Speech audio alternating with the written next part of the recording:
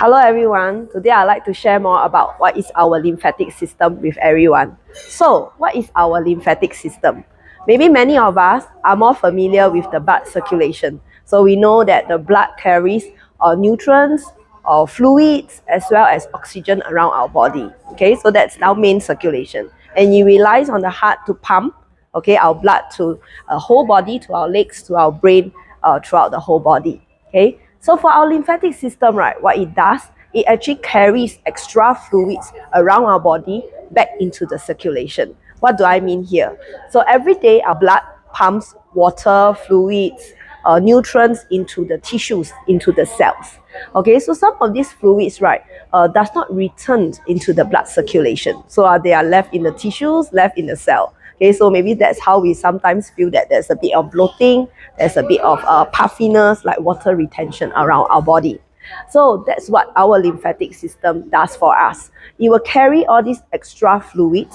Okay, it's about 3 liters a day, carrying all these extra fluids, right, from the tissues, from the cells, into the lymphatic vessels. Okay, and through these lymphatic vessels, right, it gets traveled back into our blood circulation and be passed out from the body. Okay, so it does play a very, very important role in making sure all the extra fluids in our body get carried back into our main circulation to be get rid of out of our body. Okay. Besides that, I guess most of you will have heard of the lymph nodes, right? So what are the common ones? The common ones are behind our ear, okay, along our chin. How do we know that there are lymph nodes? When we go to see the doctor, right, you notice that the doctor always do this to you and say, oh, I think you have a fever, and then you have some swollen lymph nodes.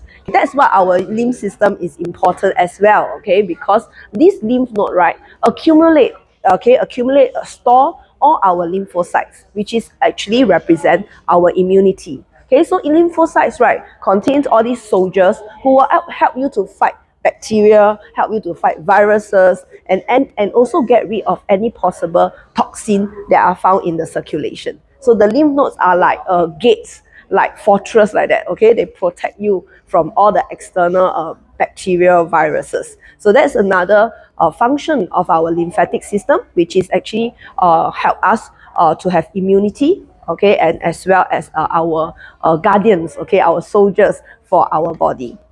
Next, there's also another function of our lymphatic system, which is actually a detox mechanism. Okay, so as just now I mentioned, there's possibility of toxin, there's waste material, okay, of course the bacteria and viruses. So this may produce toxin or unwanted materials in our body. So the lymphatic system, right, is like the cleaner also, okay? So they clean up our body system, get rid of all these materials out from our body as well, okay? So that's very important to our body, important to our health. The lymphatic system, right, are able to carry the bigger molecules. So bigger molecules like the proteins, protein structure, the fat structure, okay? So these big structures, right, will move along this lymphatic system, okay?